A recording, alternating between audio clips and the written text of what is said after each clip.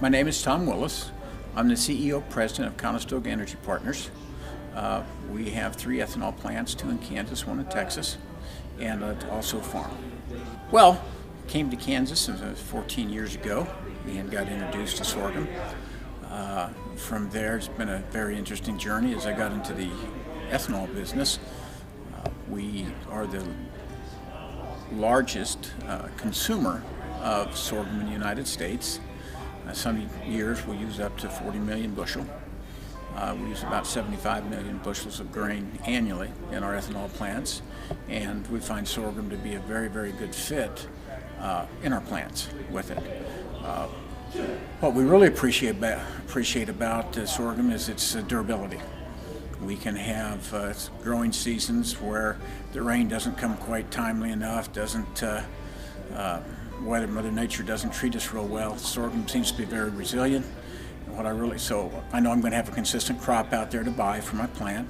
And what I really like about it is the fact that it uses a lot less water than corn. And the Ocala aquifer is the key to economic success in western Kansas. It's the key to my company. If we have to bring in grain from Nebraska or Iowa or South Dakota, we lose our competitive advantage to other ethanol plants.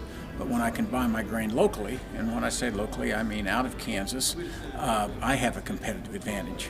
So we have a vested interest in making sure that Ocala aquifer is taking the best care that it can. And sorghum is one of those crops that allows us to do it. My farm, we have a water technology farm. It was a collaboration between both the state and private enterprise. Our goal was to see if we could reduce the consumptive use of our farm by 30%. I'm happy to report that this will be our 3rd season, but ending our 2nd season, we've been able to reduce it by 40%. And when I equalize everything out in terms of taking into account inputs, outputs, yield, we've seen no difference to what would be our bottom line. So we're pretty happy with that. We've got some more experimenting we're going to do this year, playing around with a few more gadgets, I guess, to see what we can do. But our goal is to get to a 50% reduction. A few of them wanted to know the impact that the oil pathway for sorghum that's in the process of being approved would have.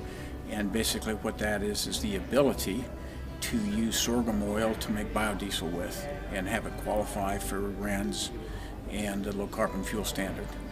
That's going to be a big win for sorghum. We hope to have that in place no later than June.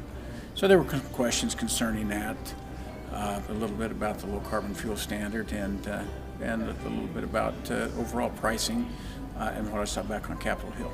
Right now, we range anywhere from 70-30 to 60-40. There wasn't as much sorghum planted this year with the sugarcane aphid problem that we had last year, and the fact that sometimes the pricing that is out there doesn't get to the edge of the row for the farmer. We saw a lot less sorghum acres planted this year, which was unfortunate because it would have been a good year for sorghum. We're using sorghum to help blend off the fumonisin issue that we had in southwest Kansas in our corn. But we're pretty consistent between 60-40, 70-30. I'd like to be 60-40, I just don't know that the bushels are out there to give me the 60-40, especially with China's appetite, and I mean it is a big appetite for Southern Plains sorghum.